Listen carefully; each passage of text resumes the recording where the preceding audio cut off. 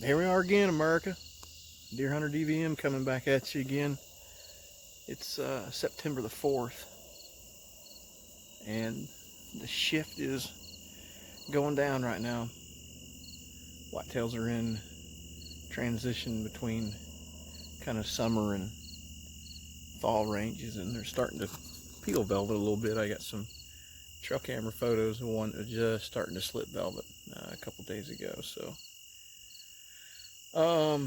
you're gonna ask, well, what in the hell are you doing sitting in the back of your truck? This might be the dumbest scouting idea I've had in a long time, but it's situational. So I'm in here scouting Dobie Mick tonight, and I've got a perfect northwest wind that's decent carrying my scent away. And he's used to seeing trucks pulling in and out of this lane and parking right here in this spot because there's a lime pile not far away. And he hears trucks and stuff all the time.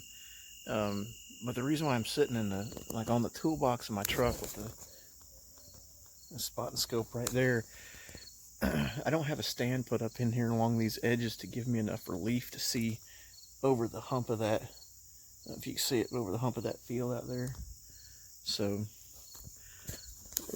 I mean, I had some trail camera data that I need to sort through. I got a couple of photos of him coming out of that deep corner back there, and I've just never been able to figure out how he navigates that. So we're kind of long range observing in a non-traditional way, really. It's about 400 yards, but this truck, it gives me, 6 foot of relief if I'm standing on the top of the cab. And if you look over my shoulder, this relief's out that way, and there's a field out this way. And if you look here, watch the relief change. That's eye level, so I can see everything all the way out there in those beans, especially that corner right back in there. It's always pretty good. So kind of weird standing on your toolbox. I don't know, anybody else got a better idea? Well, I mean, I'd be lying to you if I told you this wasn't pushing the envelope, because it is. It's getting a little pushy and shovey. I mean, who the hell just parks their truck and sits in the back of it? But he's pretty tolerant, this buck is. Like, he beds by that damn lime pile, and he sees trucks and shit all the time. I know he's seen my truck before. So long as I'm not out like running around the field edges spooking him, I mean, hell, he's liable to come walking right down that fence row right back there. So I feel like this is just edgy enough to be able to catch him if he's still doing it. And the reason why I'm doing this is very simple.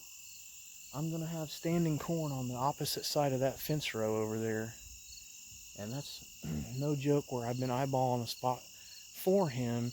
And every time I go in there and I talk myself out of it, I hung a couple cameras over it, he's hitting it. So that standing corn, I feel like during the first week of the season, if he's still using it like I think he might be, then I might be able to squeeze in tight on him from the opposite side with a maybe northwest or even a northeast if I get one, and kill him. If not, I'll be able to slip down this from the, this is straight west, or straight east, I should say. So I'll be able to run down that edge and use a south to my advantage as well. So it's all screwed up here. I know. I wasn't intending on doing this tonight, but hell with it. You just got to try it. There's some deer hay out there, but I better go sit down so I don't look like a giant jack-in-the-box over the top of my truck cab. But anybody else got any bright ideas? I'm all ears.